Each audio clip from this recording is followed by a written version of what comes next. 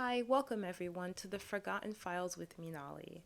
So today we have a case that is going to be coming from the United States, and it's a very interesting case. It's the disappearance of Merrian Carver.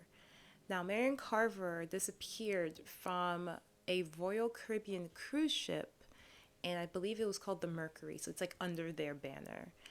Now, this case is unsolved, and it's one that really baffles a lot of people from what I read online. And once I read the story, I also was very confused at the actions of the Royal Caribbean themselves on how they went about this missing person case. So let's back it up a little bit. Marion Carver was a 40-year-old woman who went through some tough times in her life, and one of them had been a divorce that she had about 4 years prior to her disappearance. And she lost custody of her daughter, and people said that she was, a little depressed after all of that, which I think is very understandable. But sadly, this would actually be used against her later on when she disappeared. So, Merrian, people described her as someone who loved adventure. She was very much, I'm going to take a trip and not tell anyone I'm going on this trip, which is what happened on this one. 2 days prior to the cruise ship sailing off, which I think they were doing from Seattle to like Alaska, and like had a couple of stops in between, she decided, hey, I'm going on this cruise. And she booked a round trip ticket from Seattle to Alaska and then back. And so she goes on this cruise by herself. She doesn't tell anyone from her family that she's going on this cruise. So she gets on the cruise, and from what was said from the steward who was like taking care of her in her room, she was a very nice person. She was so nice, very relaxed. And he did notice one thing about her, though, which was that she didn't actually bring any luggage with her. She had 2 handbags, a pair of shoes, and like the dress that she was wearing. That was it. Like, she didn't bring a lot with her. And it was a 7-day cruise, so it was very kind of odd to him, but some people just pack light. She was there for about 2 days before she went missing. So the first night, she told the steward, I don't really want to go to the dining room. Like, I think I'm just going to kind of stay in, maybe go to the upper deck, but not really, it seemed like maybe she didn't want to maybe fraternize, maybe, like, who knows? Maybe she just really wanted to experience everything in her room. And then the second night, she said the same thing, to the point where the steward was like, well, if you don't want to go to the dining room, that's completely fine, but, order room service. That's probably your best bet. So she was like, okay. So she actually ordered 2 sandwiches from him. Yeah, he said that she was very, very nice. So come the next day, he realizes she's not in her room. She's not there anymore. Now, the steward's name is Domingo Montero, I believe. And so he realizes, oh, she's not here. But she left him a tip in her room, and all her clothes were still there, including her shoes, which was the only pair of shoes that she had. So he was very alarmed. He's like, oh, she's not here. So he reported to his supervisor, which, awesome, great. That's what you're supposed to do.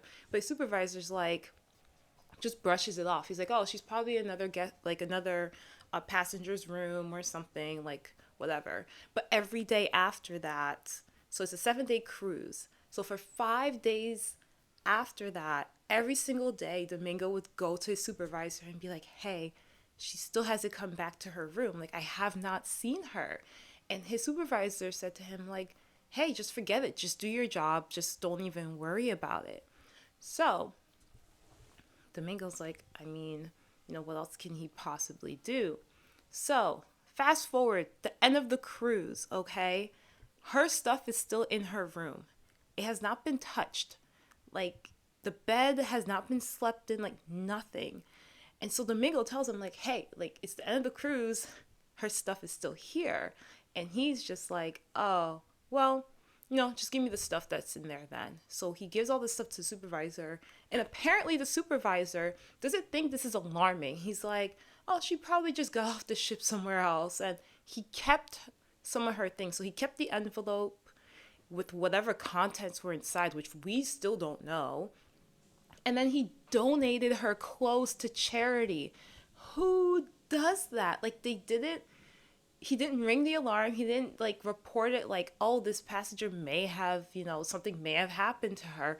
No, he just kept whatever was in the envelope, and then he donated her clothes. What? What? Like, how is that okay? Merrian's family did not know she went on this cruise, but her daughter kept trying to reach her, and when she couldn't reach her, she got really worried. So her daughter, I think, was about 13 years old at this time.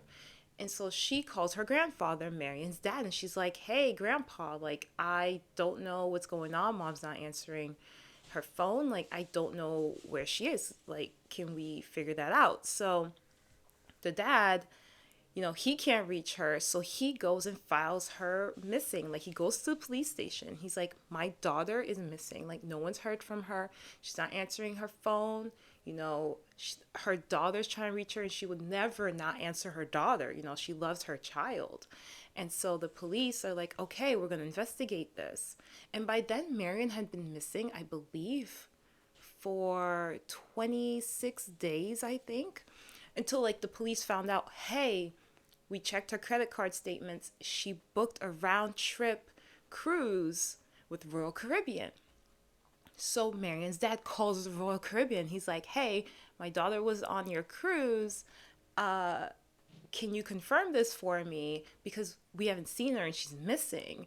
And it took Royal Caribbean 3 days to get back to the dad to confirm, like, oh, yeah, sure, your daughter was on our cruise. Yeah, she was. That's it. The dad's like, okay, but like, where is she? What's going on? What happened? And he says, hey, is there like video? Because I need to find my daughter. Like, is there any type of surveillance cameras we can look at or anything? And they honestly tell him, oh, we erase our tapes like every 3 days. So there's no way there's any video of her anymore. It's probably already been, taped over. So her dad decides, well, I'm going to hire a PI. So he hires like a really, really high profile, like private investigator. And so he's like, yeah, I want to investigate this ship. I want to see her room. Like, I want to do all this. And the cruise, they're like, okay, you can go. Like, they gave him the permission. Like, you can go on aboard the cruise ship and you can check it out. But you cannot interview anyone. Like, you can't interview. They wouldn't even give him the name of the steward who was helping Merrian at the time. And they're like, hey, you cannot interview anyone. You can just go in the room, figure it out, whatever. But so he goes on and he looks in the room and does all of that. But it's a very odd how much the Royal Caribbean was not willing to help, to the point where Merrian's dad is like, you know what? I'm just going to hire a lawyer. He hired a lawyer and he said, I'm going to sue them. I'm taking them to court because they're not helping me find my child. So they take him to court, and that's when certain things come to light. Like, one of the things that came to light, remember when I said that the Royal Caribbean told him, hey, we record over our tapes every 3 days? Not true. Untrue. Actually, they keep their video footage for 30 days. So because Merrian had been missing for 26 days, when her father called and asked to be able to see video, there should have still been video of Merrian at the time before it got recorded over. Like, he still had 4 days before it needed to be recorded over. So that was a big part of it. They go to court, and yeah, Merrian's father was able to technically win. He won. Like, he won the court case. But he still doesn't know what happened to his daughter, because the Royal Caribbean actually during the trial tried to blame Merrian. So earlier I said, she went through a tough time, 4 years prior with the divorce and losing custody of her daughter. And she was very depressed, and, she had suicidal ideations, but according to her family, like, she never would actually take her own life. Well, the Royal Caribbean was like, well, look, she was depressed back in the day, a few years ago. She probably just jumped off our ship. She committed suicide. Nothing else happened to her. She committed suicide.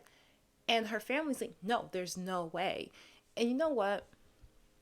I would take the family's word for it over the cruise ship who's trying to cover their own selves, because the family knows her better. They know what kind of mental state, at least a little better than they, like the Royal Caribbean, would.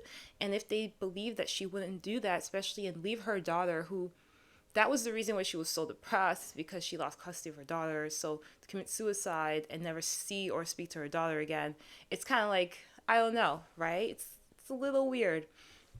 So they really tried to blame Merrian and say she killed herself. But people don't think that's what happened. So there was also rumors that she may have had some type of relationship with one of the crew members. Like that's one of the things that people are saying online, and that that might have something to do with it. It may have played into how the supervisor reacted to everything and how people handled this situation.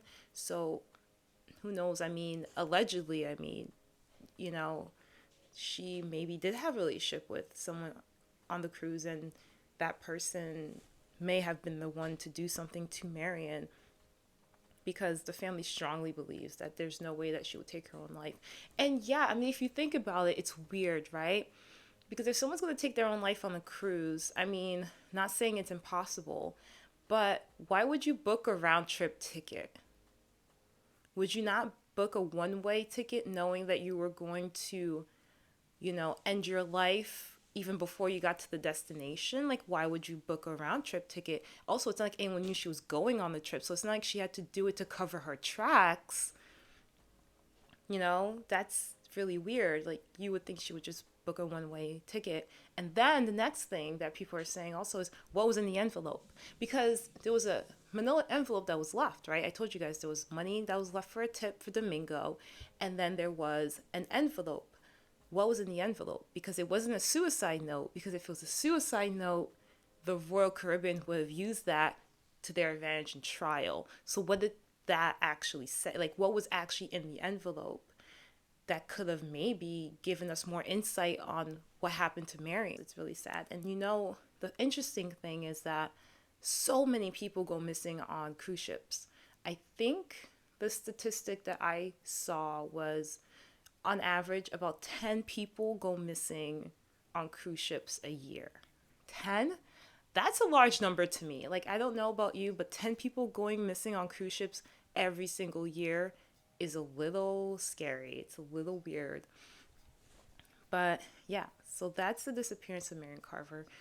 We don't know what actually happened to her. I mean, her family definitely believes that she's deceased, but we don't know what happened to her.